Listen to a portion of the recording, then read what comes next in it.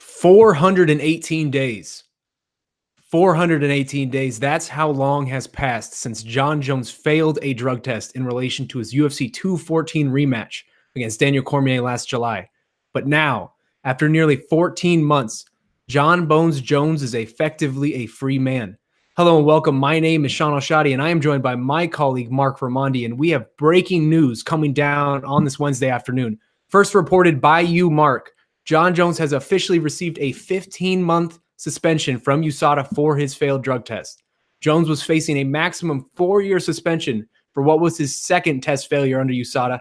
In the end, he only gets 15 months. That suspension is retroactive to July 28 last year, the date of his sample, and that means he will be eligible to return on October 28 this year. And as we all know, UFC 230 is on November 3rd and is in dire need of a main event. So, Marc, you've been all over this story from the start. This feels like a massive win for Jon Jones. Can you explain the details of this decision and how it came to be? Absolutely a massive win to go from a possible 4-year suspension to a 15-month suspension is a huge coup for Team Jones. And just to clarify one thing, Shaun, about something you said in your intro, it was actually not a decision made by USADA. It was a decision made by an independent arbitrator, Richard McLaren, who is a very well-known and highly regarded person in the anti-doping world. Also worth noting is that USADA determined that going into arbitration, the suspension that Jones would receive, the potential suspension, would only be a maximum of 18 months. So he already went into arbitration with an 18-month or less suspension, which is also important to note. Jon Jones tested positive for a steroid metabolite. He was never able to prove that what he took was that he took a contaminated supplement. He was never able to show a supplement or anything that he took was contaminated or tainted or anything like that. He sent more than a dozen supplements and other things that he took to USADA to test, and none of them came back positive for that steroid metabolite. So in that way, he was not able to get a reduced sentence. But according to the USADA release, he provided what they call substantial assistance in helping them with this case. And one of the parts of the UFC anti-doping policy they notated in the release was that he helped them under policy 10.611 in the UFC anti-doping policy, which is basically having to do with this person is helping to cooperate in another case. So basically, by citing that in their release, USADA, they're saying that Jon Jones, he's getting a reduced sentence because he's helping them in another case, and it's confidential. They're not able to say which case he's helping them with, but he's essentially cooperating on another case. And according to the policy, if he stops cooperating, he runs the risk of possibly getting that suspension tacked back on to his sanction, to more months or years tacked on to his sanction. So when you say he's cooperating, you mean he's effectively giving USADA information on another case that maybe he has? That's correct. That's according, they were very vague. USADA was very vague in the release, but if you read the UFC's anti-doping policy, which is available on USADA's website, it states that the substantial assistance portions, which is what they cited in the release, which is Article 10.611 in the policy. It has to do with a fighter helping USADA or another anti-doping organization with discovering or bringing forward an anti-doping policy violation by another person or something else that results in a criminal or disciplinary body discovering or bringing forward a criminal offense or the breach of professional rules committed by another person. And I wanted to give a shout out to Dim Space on Twitter, who was very quick to point that information out as one of the main reasons why Jones is getting a reduced sentence.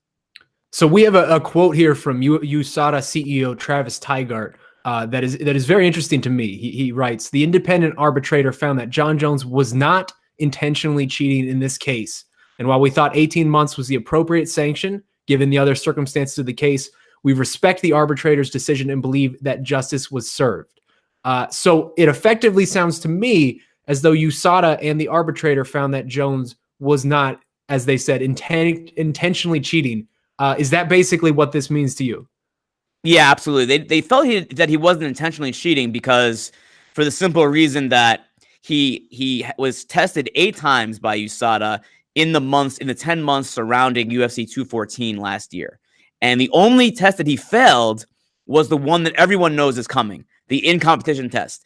Every other random test he passed, the ones that happened in early July he passed, the one that happened in October after his suspension he passed. So it wasn't in his system. Whatever it was in his system in July was out of his system by October.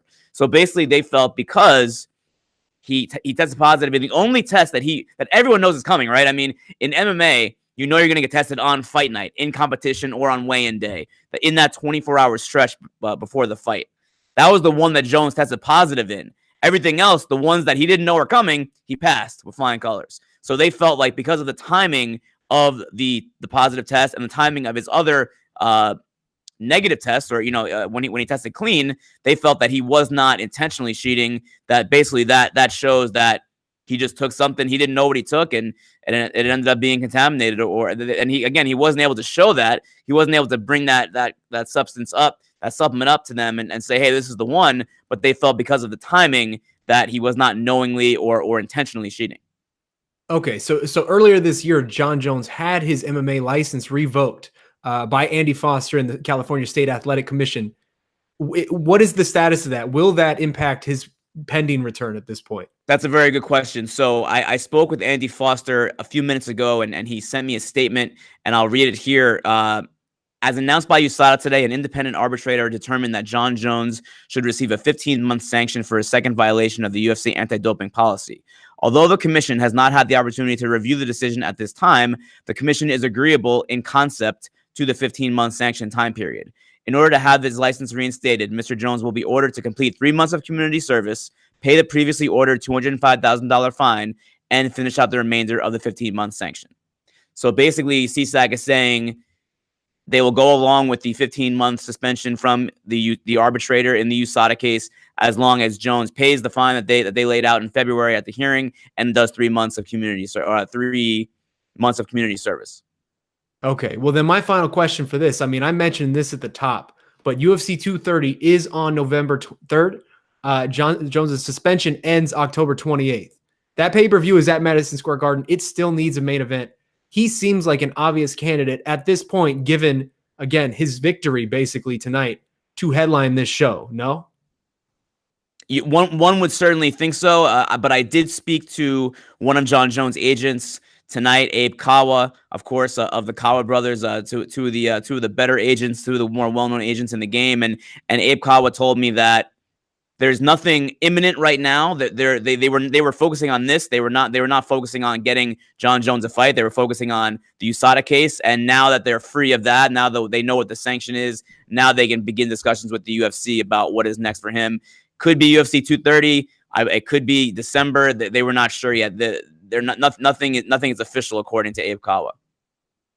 Excellent info, Mark. Well, to recap, after 14 months of waiting, Jon Jones has officially received a 15-month suspension. He will be eligible to compete this year, potentially, as Mark just said, at UFC 230 or later. Incredible development in this story, a very strange development, and I know one that will be talked about for the coming days. We will continue to follow this story as it evolves. In the meantime, for Marc Raimondi, I am Shaun Al-Shatti. Keep it locked to MMA Fighting.